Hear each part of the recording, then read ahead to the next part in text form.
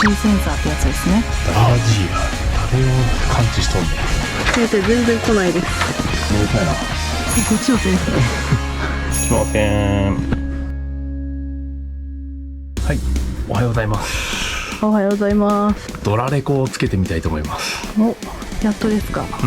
前の動画で多分スモークフィルムを貼ったりとかしてると思うんだけど、そうすると後ろがもう見えなくなっちゃったよね。結構怖かった運転してる時。それで今度はこれをつけて後ろも見えるようにしようということですね。うちの車はまだドライブレコーダーがついてないんで、記録を残すためにもドラレコをつけていこうということです。怖いもんな、なんかあった時。そうだよね。ぜひつけたかった一つなんで、これを今日はやっていきたいと思います。はい、では箱のね内容物はこんな感じになってます。これ実際のミラーですね。ここに全てが映し出されます。ここにマイクロ SD カードが入るようになってますね。で、あとはこれを取り付けるためのこの後ろのバンド、これが GPS で、これが電源で、これがフロントのカメラだね。電源はシガーソケットですね。電源はシガーソケット。これが後ろのリアのカメラですね。この長い線を、長いハミちゃんの側面をずーっと後ろまで走っていくんだね。説明書もこれ日本語対応になってます。それ助かるな。多分これ、ね、日本の製品ではないと思うんだけど、メイドインチャイナですよ。めっちゃ高いものは買えないんでね、なんとか使えそうなものを選びました。ちょっと読めないけど、バンバーかなっていうブランドになるんですかね。アマプラか何かで安い時に買いました。それじゃ今回のはね、ミラー型ドラレコ、ここにつきます。これはねもう買った時からついてたやつなんで、これは外すんですけど、これは特にドラレコとか後ろの映像が映るとかっていうようなものではなくて、単純な大きなミラーです。でこれを外してここにつけていきます。で線がねここから中から入ってずーっとこういうところを通っていくんで、あとはこっちですね、電源ケーブルがここから下に行って出てくるんで、まずはこれを外したいと思います。そしてこういうところにこうやって傷が残るんで、実際は養生テープをした方がいいらしいです。結局このままやっちゃったっていう。やんのかい。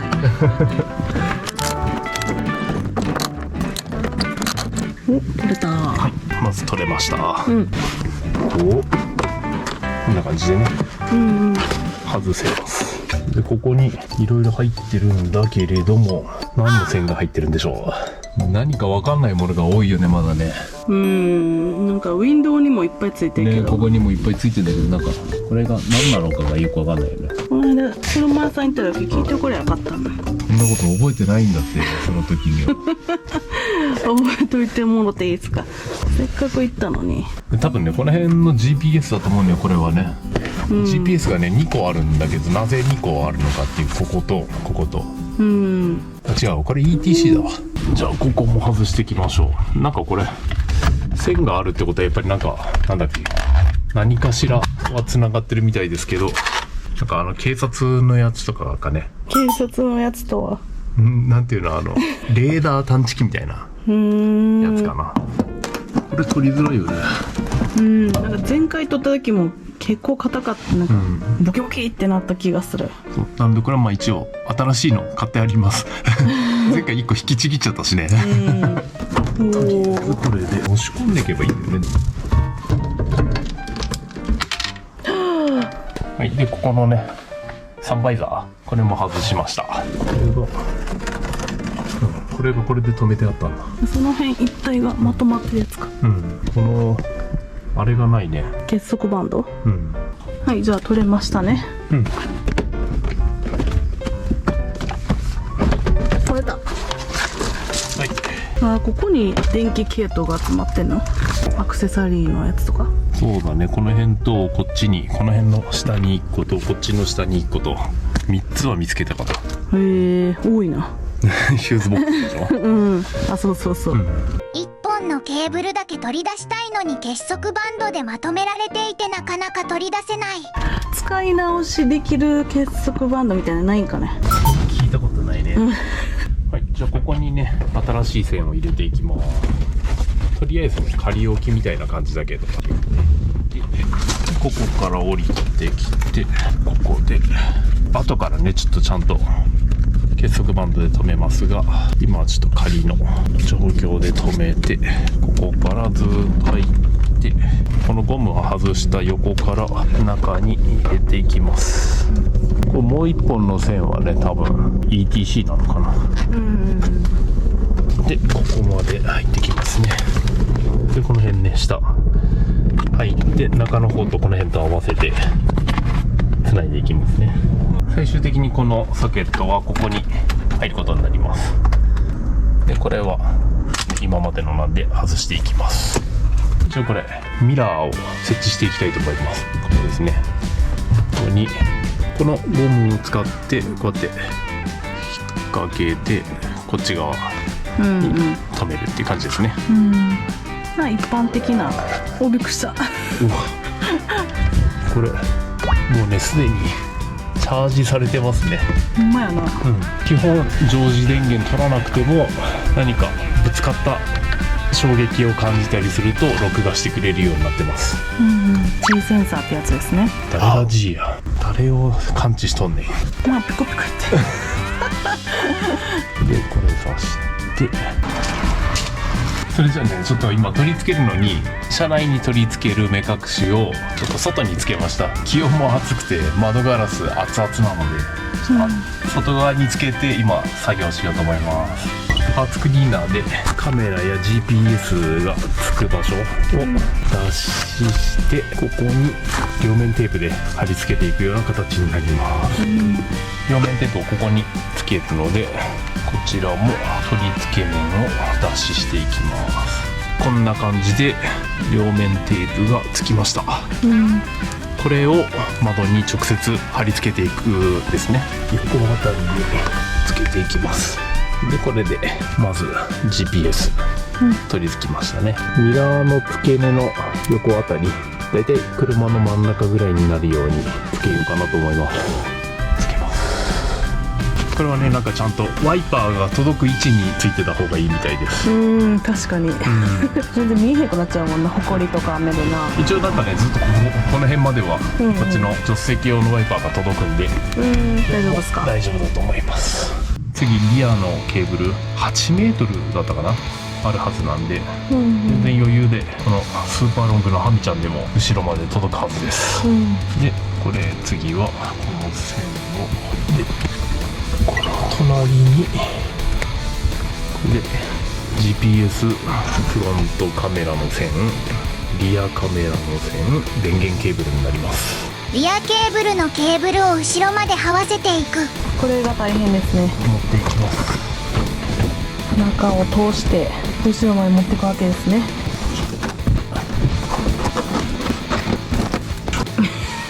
何ブツブツ言ってるんですか。悩んだらねブツブツ言わなきゃやれないでしょ。次はここずーっと外していかなきゃダメだなこれね。しんちゃんの長さでもだいぶ大変やったもんな、上通すの。でもああいう車はねまだね隙間確かになんか入れられるから、これはここポコってやったらすぐ入れれた気がする。これは全部内割りを剥がしていかないと。あー大変ですね。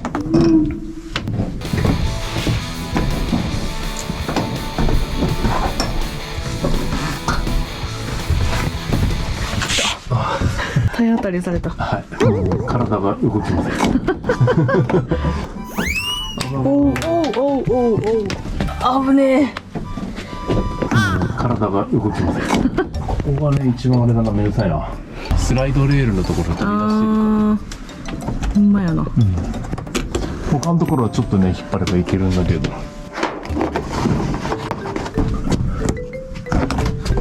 なんか他にもいろんなもの入ってますね。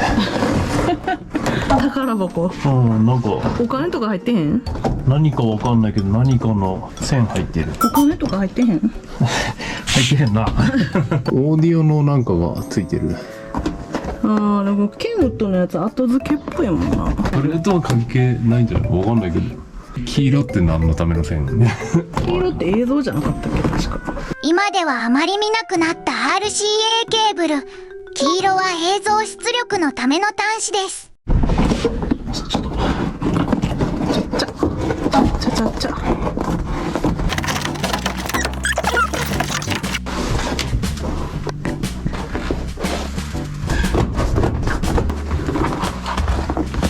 そうか、こっちからこうやって持ってきたらさ、通せないじゃん。カメラ？うん。逆じゃないとここは通らない。わかんよ。後ろから持ってかないと。何してんすか隊長。後ろから持ってかないと。何もなかったようにそんなやめてもらっていいですか。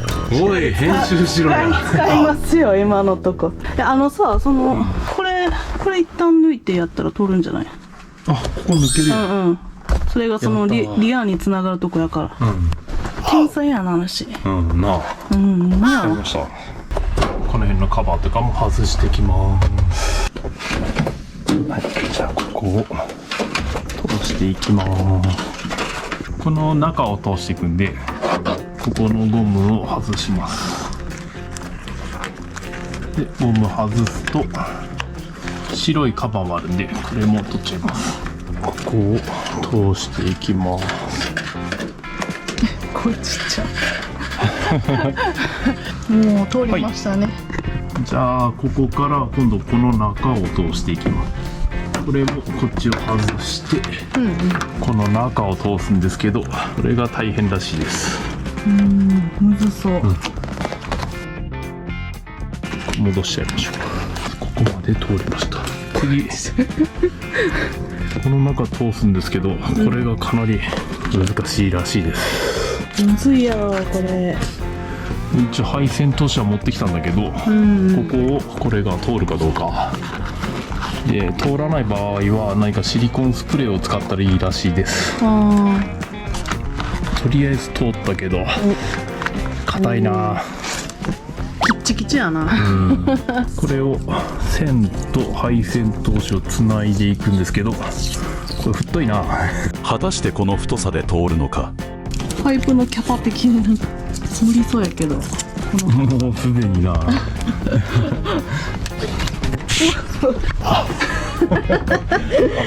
押さえて落ちました。押すな押すな。こっちのセリフ。いやもうこれパンパンだけど。バリンって破けたりしてパイプごと。なんかね、すごい線がいっぱい通ってますね、すでに。今ついてるリアの線とかも通ってるんやろうな。ここだけ。あ、それだけ？この中は通ってない。外についてるから、それもちょっとね直したくて、今回中を通したいんですけど、まずここが通りませんね。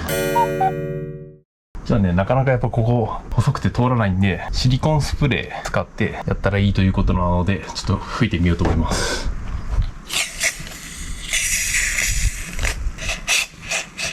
いやもうここすでにいっぱいだよね。それ以前に。あ、でも通った。嘘。すごいシリコン。あ、でもここあれだ、これ止めてあるからだ。いや、ビニールテープでキュッてしたんだ。縮まってるんだ。切れてたりしてね。あ、切れてんだ本当に。あららら。すんなり通ってきました。よかったよかった。とりあえず通りましたね。ね、とりあえず通ったね。次はこのパネルを外していきます。そこまでこっから通していかなあかんわけやね。ね。やば。いけるかな。ここがまた通るからね。なんかいろんなの使って入ってた。種類がバラバラってね。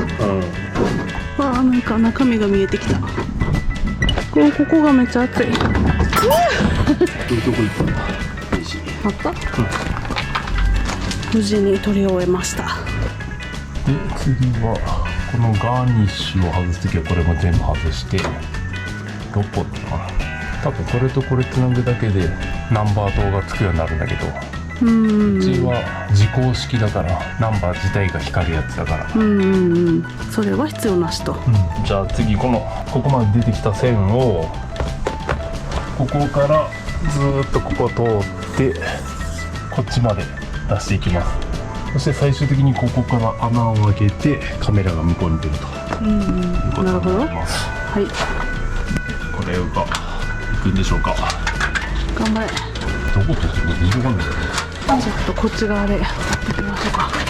先生全然来ないです。だってもう抜いたもん。ないな。あら。あ、いた。これだ。おー、来たー。無事に通りましたね。やっぱ配線通し様々やな。来ました。こんなことできる日が来るとは思ってなかったな。自己肯定感上げてこう。すごいなんかマジシャンみたいになってる。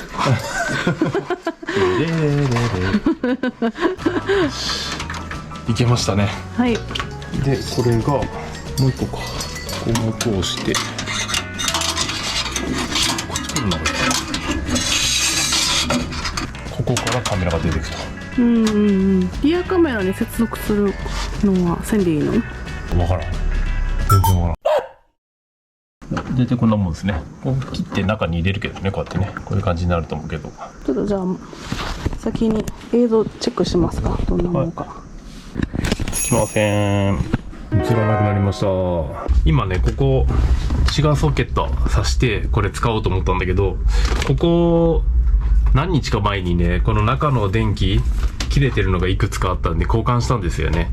それで何かまた不具合が出てしまったみたいで、ここのソケットが今使えなくて、また一回ここを開いてソケットを使えるように修正しなきゃいけないみたいなんで、ちょっとこれ本当は通電確認しなきゃいけないんだけど、それはまた後日にして先に配線と取り付けをやってしまおうと思います。一個進んで一個もらって。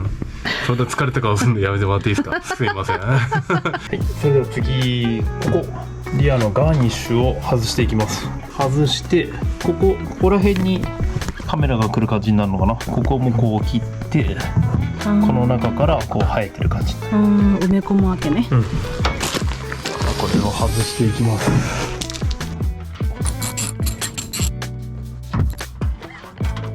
繋がってないですね。抜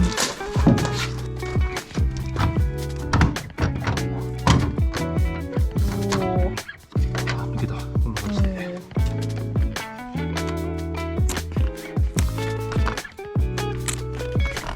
じゃあこれでここになんかね、うっすらだけど多分本来ならカメラがある場合ここ切るっていう線がうっすらあったんで、ここにテープを貼って見えるようにしました。でここを切っていこうかなと思います。気ぃつけて。うまくいくかどうか知らんけどな。思ってたより簡単に切れる。柔らかいね、ここ。ここ曲がれないよね、でもね。曲線無理ちゃう。滑らかにすんの。めっちゃ頑張ってガイドライン書いてたけど。斜めに切っていくことにした。そう、そんな硬い素材が手動のこぎりで切れるもんなんやな。ねえ。ああ、間に合わないじゃんこれ。ちょっと行き過ぎてる。手前にないですけど無理やりいった。さあ最後です。でもこれ以上斜めにならないな。なあ。積んだ。積んだな。横に横どうする。これだけを持ってはできないのかな。怖っ。気ぃつけてや。手袋したらまず。まあ手袋していけそうじゃない。いやまあおすすめはできません。これは特殊な訓練を積んだ人だからできることです。良い子は絶対真似しないでください。よいしょ。怖っ。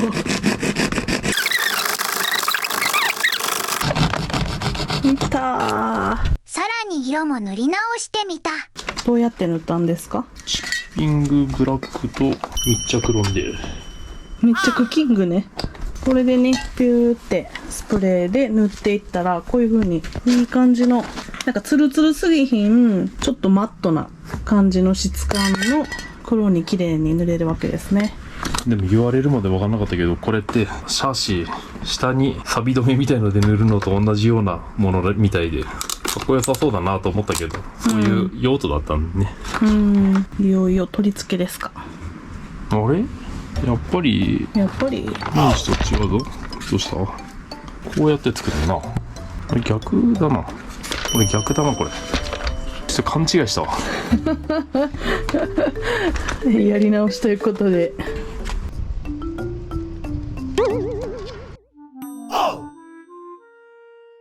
じゃあこれ後ろもつけ終わって、これカメラですね、もう通ってます。これでここに戻していきます。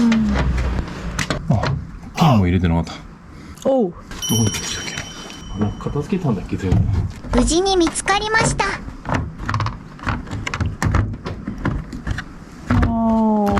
入りましたね。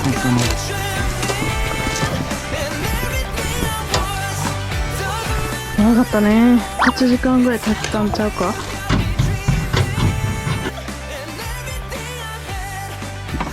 このネジで調節するんですけど、ちょっと押せば動くぐらいのギリギリで止めておいて、中に入れてから角度決めて出していきましょう。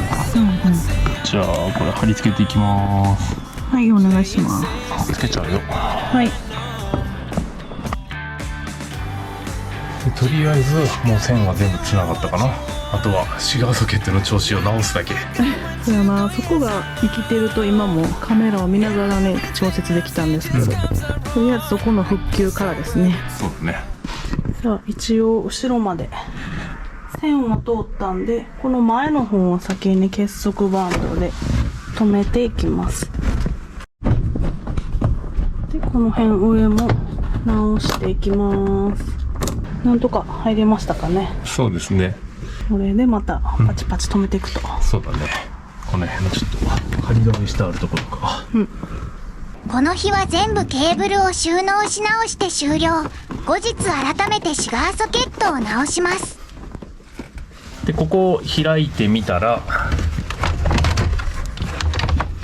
赤いのがついてるところ、この辺りが線が切れてました。っていうのも、もともとキャンピングカーとして使われていた時に後ろにこの AC 電源を持っていくために違う線がついてたんですね。ここにもまだちょっと残ってるんですけど、取り切れずにこの線だったり、今後は使わないであろう線を外して元の線につなぎ直すためにここつなぎました。で本来なら今言ったようにここからドライブレコーダーの電源取るんですけれど、見た目的にも配線ちょっとすっきりさせたい、綺麗にしたかったんで、ここからもう一つ分岐させて、この後ろをここですね、ずーっと通って、ここにもう一つシガーソケットを増設しました。そうすることによって正面には電源の線が出てこないので、その線がない分すっきりとして使えると思います。だいぶすっきりしたし、いい感じちゃうか。ね、そうだよね。はい、じゃあね、無事にドラレコつきました。こういう感じで今は後ろ側が映ってる状態です。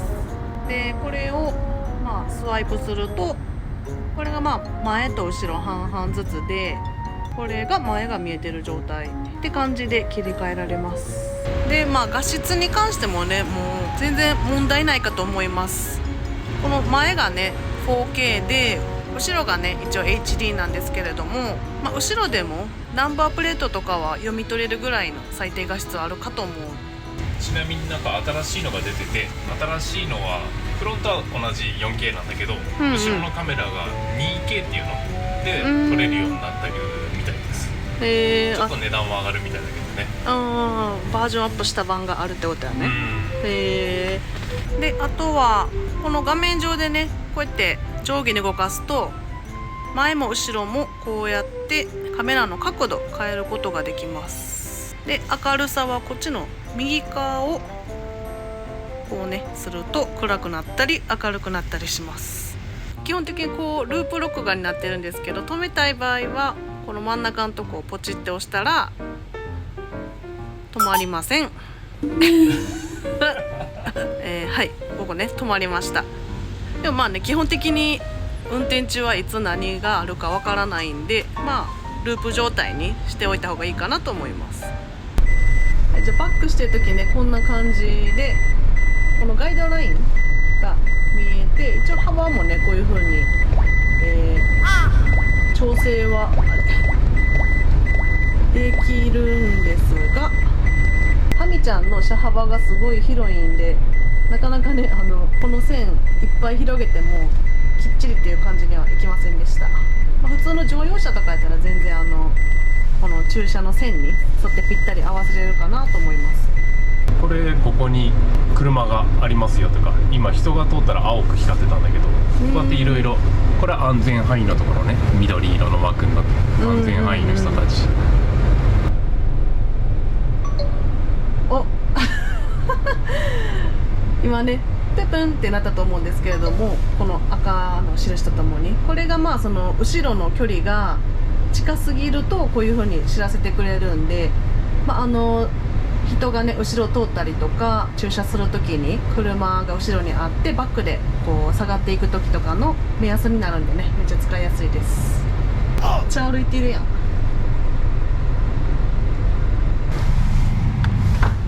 まだもう退勤です残業しすぎですお疲れ様でしたありがとうございました。帰ってきました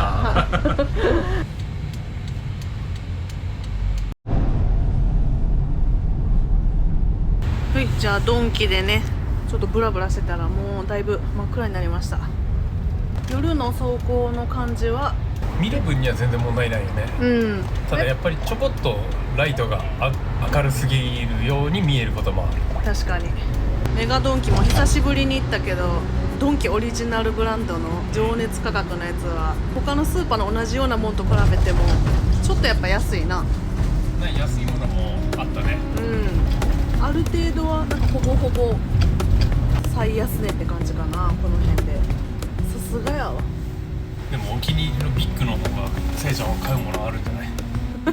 そんなんあったっけっていうかね、やっぱ今その大きい家用の冷蔵庫冷凍庫もないし、買いだめっていうか大きいパックのサイズのものを買って保存ができへんからな、23日分いる分だけしか買えへんって考えると、やっぱビッグの方が2人分ぐらいの量だけで安く売ってるから使い勝手がいいかなって感じやな。確かに。ビッグとは北海道を中心に展開しているイオン系列のディスカウントスーパー。なんか2倍とかね3倍なんかすっごい大きいサイズで安いっていうのはメガドンはあったかもしれないね。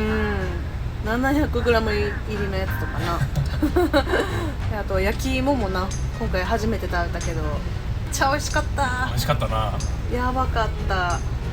ちょっとなんか時間的なもんなんか知らんけど、保温器っていうんですかね、芋が入ってるやつ、あれがなんかもうあんまりあったかくなかって冷えた状態やったんですけど、それでもめちゃくちゃ美味しかったの。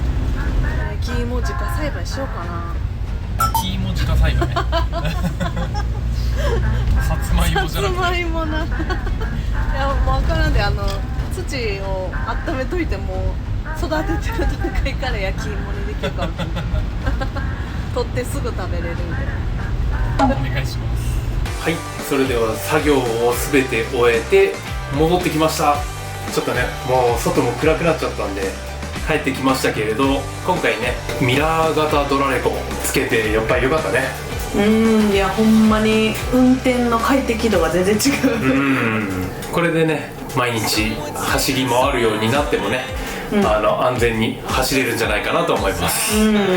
なんか普段あんま運転しひんから余計になんかああいうのがあると助かるというか、後ろも確認も目視ももちろん下がっていく時するけど、やっぱドラレコのああいう映像があるとさらに安心できるというか、そうだね。コスパもだいぶやっぱ良かったんちゃう？そうだよね、あの値段であれはだいぶ良かったんじゃないかな。あれセールやったんやったっけ？セールの時であの値段、セールじゃなかったら1万6000円ぐらいしてるかもしれない。どうなんやろね、まあ他のやつを試したことがないから分からんけど、いやもちろんねもっといいものを3万円ぐらいのものを使うと、夜の、解像度がね多分全然違うんや違うとは思うんだけど、現在自分たちがね買えるものの中で検証してみました。誰かの参考になるといいかなと思うんですけど、なるでしょうか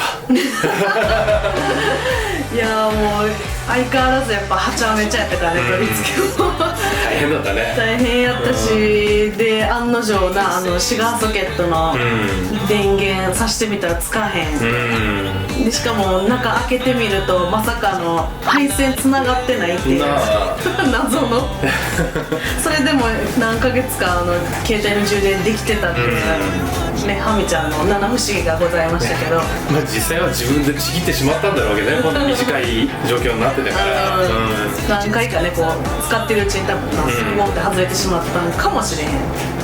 なんとか時間かかっても直しました。それでは本日も皆様お疲れ様でした。お疲れ様でした最後までご視聴ありがとうございます。ありがとうございました。ここからもどんどん DIY 進めていきますので、チャンネル登録してお待ちいただけると励みになります。吹雪の中頑張ってやります。できるそれでは次は吹雪の中お会いしましょうね、吹雪の中で吹雪の中かもしれませんが楽しみにお待ちください。それではまたね。はい、おやすみなさい。 You just got me, you just got me somehow. And I don't need to go back now. And I don't care, 'cause you're worth it. It's in the